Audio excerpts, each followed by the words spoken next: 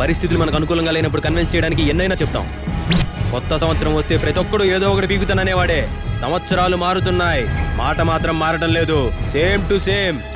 ఇప్పుడు ఇచ్చిన మాట నిలబెట్టుకోలేకపోతే ఇంకెక్కడా నిలబడలేవు.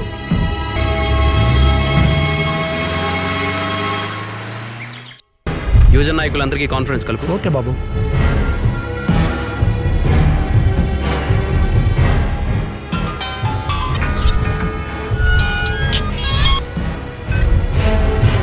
ప్రజల్లోకి వెళ్ళి ప్రజల అవసరాలు ఏంటో తెలుసుకోండి.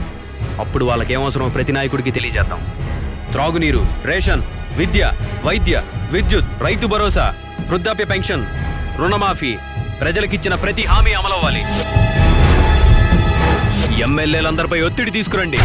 పదవంటే భయం కలగాలి.